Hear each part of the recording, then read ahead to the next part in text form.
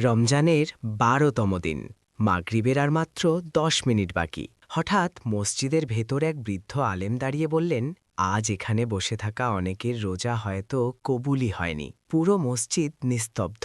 এক যুবক হঠাৎ কেঁপে উঠল।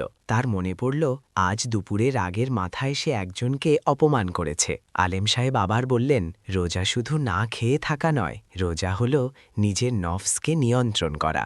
আজকের এই গল্প হয়তো আপনার রোজাকে বদলে দিতে পারে। তাই ধৈর্য ধরে পুরো গল্পটি শুনুন, কারণ শেষে আপনি নিজেই নিজের হিসাব করতে চাইবেন। এই শহরে থাকত এক যুবক, নাম তার আরিফ। নামাজ পড়ে, রোজা রাখে, কিন্তু রমজানকে সে শুধু ক্ষুধার তৃষ্ণার মাস ভাবত। সে ভাবত, সাহারি খেলাম, সারাদিন কিছু খেলাম না, মাগরিবে ইফতার করলাম, কাজ শেষ। কিন্তু সে জানত না, রোজার ভেতরে লুকিয়ে আছে আরও বড় পরীক্ষা। প্রথম শিক্ষা, ৩টি কারণে রোজা নষ্ট হয়ে যায়। একদিন তারাবির নামাজ শেষে মসজিদের ইমাম আলোচনা করছিলেন। তিনি বললেন, শোনো, ৩টি বড় কারণে রোজা নষ্ট হয়ে যায়। ১, ইচ্ছাকৃতভাবে খাওয়া বা পান করা। যদি কেউ জেনে বুঝে রোজা অবস্থায় খায় বা পান করে, তার রোজা ভেঙে যায়। ২, স্বামী স্ত্রীর সহবাস।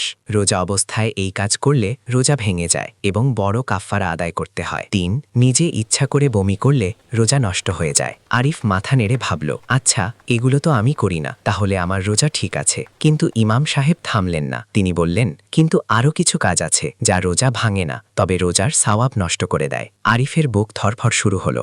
দ্বিতীয় শিক্ষা, যে কাজগুলো রোজার সওয়াব কমিয়ে দেয়। ইমাম বললেন, মিথ্যা কথা বলা, গীবত করা, কারো অনুপস্থিতিতে তার দোষ বলা, গালি দেওয়া বা রাগ দেখানো, হারাম কাজের দিকে তাকানো। এসব করলে মানুষ শুধু ক্ষুধার কষ্টই পায়, কিন্তু সওয়াব পায় না। এই কথাটা আরিফের হৃদয়ে আঘাত করল, কারণ সে জানে সে অফিসে বসে প্রায়ই সহকর্মীদের নিয়ে কথা বলে, কখনো রাগে কটু কথা বলে। তার মনে প্রশ্ন জাগল, তাহলে আমি এতদিন কি করছিলাম? ঘটনা পরিবর্তনের শুরু। পরের দিন অফিসে এক সহকর্মী ভুল করল। আগে হলে আরিফ চিৎকার করত, কিন্তু আজ সে থামল। সে মনে মনে বলল, আমি রোজা রেখেছি। সে নরম গলায় বলল, ভুল হয়েছে, ঠিক করে নিন। সেদিন প্রথমবার সে রোজার ভেতরের শক্তি অনুভব করল। তৃতীয় শিক্ষা, ৩টি কাজ যা রোজার সওয়াব বাড়ায়। এক রাতে ইমাম সাহেব বললেন, যে ৩টি কাজ করলে রোজার সওয়াব বহুগুণ বেড়ে যায়। ১, বেশি বেশি কোরআন তেলাওয়াত। রমজান কোরআনের মাস। এক আয়াতও যদি মন দিয়ে পড়া যায় বা সওয়াবের পাহাড় হয়ে যায়। ২, দান সৎকা করা। ১ গ্লাস পানি, একটি খেজুর, একজন ক্ষুধার্তকে ইফতার করানো। এসবের সওয়াব অসীম। ৩, গোপনে দোয়া ও ইস্তেগফার করা। রমজানের দোয়া কবুল হয়। চোখের পানি নিয়ে আল্লাহকে ডাকলে হৃদয় বদলে যায়। চূড়ান্ত পরীক্ষা, রমজানের ২৫তম দিন।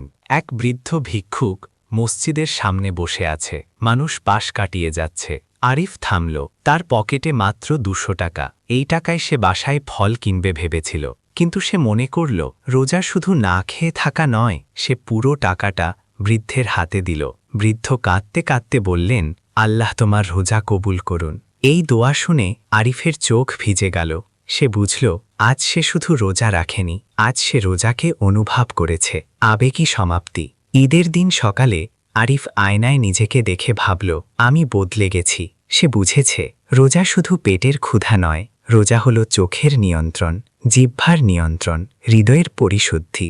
৩টি কারণে রোজা নষ্ট হয়, কিন্তু অসংখ্য কারণে রোজা কবুল হয়। প্রশ্ন হল, আমরা কোনটা বেছে নিচ্ছি? শেষ কথা, এই রমজানে চেষ্টা করুন শুধু ক্ষুধার কষ্ট নয়, গুনাহ থেকেও দূরে থাকতে। হয়তো এই রমজানই আপনার জীবনের মোড় ঘুরিয়ে দেবে।